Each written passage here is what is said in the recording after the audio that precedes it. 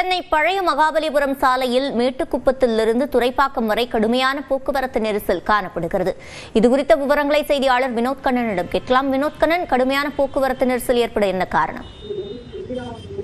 Chennai OMR சாலை பொதுவாக ID நிறுவனங்கள் அதிகம் நிறைந்த சாலை. பல்லாயிரக்கணக்கான வாகனங்கள் நாள்தோறும் சென்று வரக்கூடிய இந்த சாலையில் மெட்ரோ ரயில் பணியானது நடைபெற்று வரும் நிலையில் சாலை குறுகலாக்கப்பட்டு தற்போது எப்போதும் வாகன நெரிசலாகவே காணப்பட்ட நிலையில் வழக்கத்திற்கு மாறாக இன்று காலை முதலே வாகனங்கள் ஊர்ந்து செல்லக்கூடிய ஒரு நிலை உருவானது. நாம் பார்க்கலாம் இந்த காட்சியை. கண்ணு கெட்டிய தூரம் வரை வாகனங்கள் அணிவகுத்து நிற்கக்கூடிய ஒரு காட்சியை நம்மால் தெரிகிறது. இந்த வாகனங்கள் எப்போதும் வழக்கம் போல் செல்வது போல் செல்லாமல் இந்த சாலையில் இன்று வழக்கத்திற்கு மாறாக அதிகமாக வாகனங்கள் வந்ததால் இந்த ஒரு போக்குவரத்து நெரிசல் ஏற்பட்டதாக போக்குவரத்து போலீசார் தெரிவிக்கின்றனர்.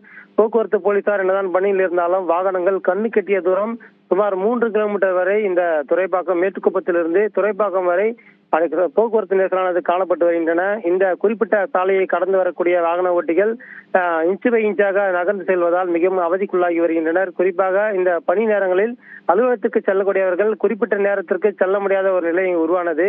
காரணம், இந்த வாகனங்கள் ஏதோ அணிவகுப்பு கண்ணிக்கட்டு தூரம் முழுவதுமாகவே ஊர்ந்து செல்லக்கூடிய ஒரு காட்சியை நம்மால் பார்க்க முடிகிறது. இந்த ஓஎம்ஆர் சாலையில் கடுமையான போக்குவரத்து நெரிசல் தொடர்ந்து நீடித்து வருகின்றன.